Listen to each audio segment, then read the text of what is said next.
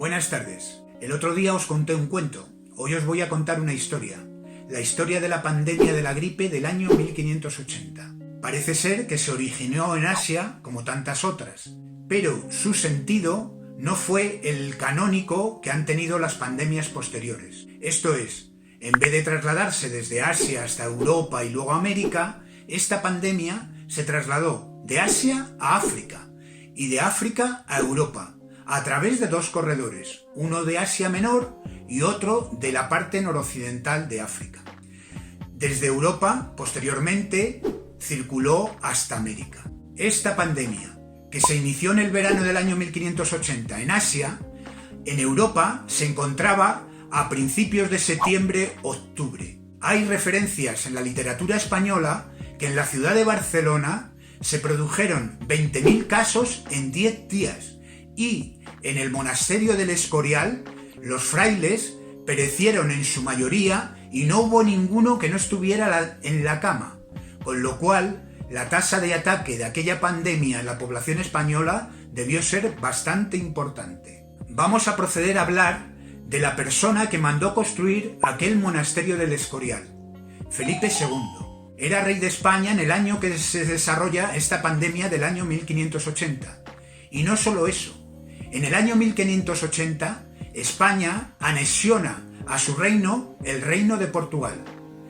Por ello, en el año 1580, en Lisboa, en una freguesía cercana, el prior del Crato, que se llamaba Antonio I, declaró la independencia de Portugal y, apoyado por el pueblo, declaró la guerra a España. Felipe II llamó a sus huestes, venían dirigidas por el duque de Alba, el cual se encontraba en los Países Bajos. Este duque llegó a los límites de la freguesía de Alcántara, cercano a Lisboa, y tuvo una batalla el día 24 de agosto derrotando a Antonio I. Y en aquel momento anexionaron Portugal a España. El día 12 de septiembre, Felipe II tomó posesión de aquel reinado. Portugal quedó definitivamente anexionada a España en aquel momento. Felipe II enfermó de gripe después de la toma de Portugal. Tanto enfermó que estuvo al borde de la muerte. Y en ese interín aparece en escena Ana de Austria, que fue su cuarta esposa y era sobrina suya por partida doble. Ana de Austria había tenido un parto en el mes de febrero del año 1580. Había nacido la única hija que tuvo con Felipe II. Y tras ello desarrolló un cuadro de anorexia nerviosa y tuvo alteraciones del comportamiento importante.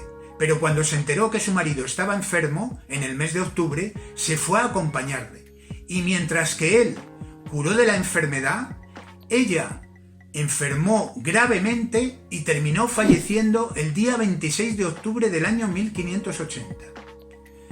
Ana de Austria fue la cuarta mujer de Felipe II y la madre de Felipe III.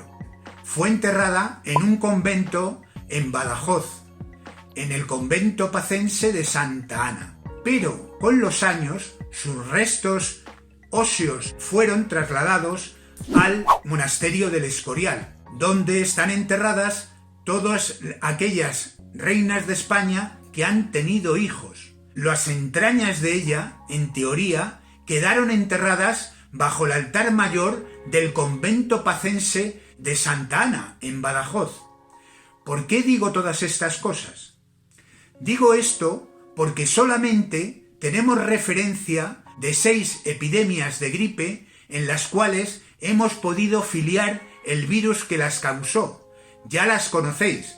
La de los años 1888 y 1957 por AH2N2, las del año 1898 y 1968 por H3N2 y las de los años 1918 y 1977 por AH1N1. Es decir, hay 6 pandemias en las cuales hemos encontrado el virus que las causó.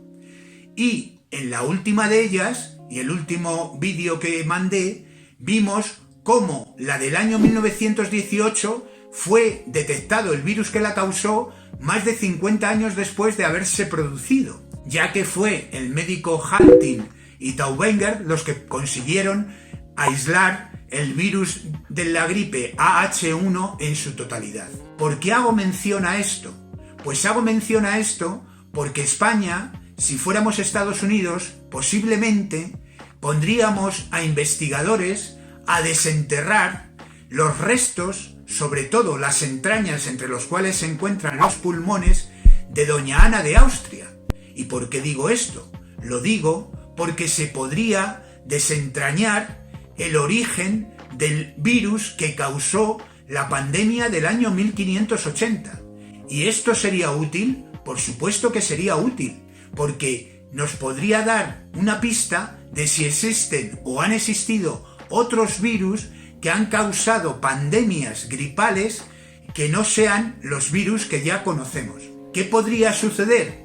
Que por supuesto hay pandemias posteriores en los siglos XVI, XVII y XVIII por los virus de la gripe.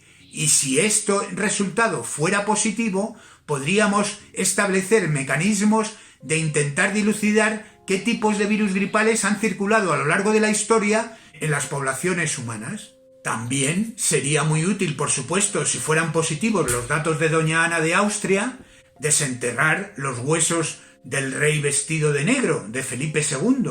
¿Por qué? Porque él dicen que padeció la gripe. Y si es así, también podríamos encontrar restos virales en sus restos. Esto no creéis que es una idea baladí. Hay un señor que se llama Svante Pääbo, que trabaja en Leipzig, en Alemania, que es el que hace la recopilación de material genético procedente de huesos neandertales y nos ha informado de parte del material genético de estos huesos que por lo menos tienen 40 o 50.000 años. No sé si estoy pidiendo que la luna salga de día, pero la luna a veces sale de día. Y con este cuento que os he contado, por hoy he terminado.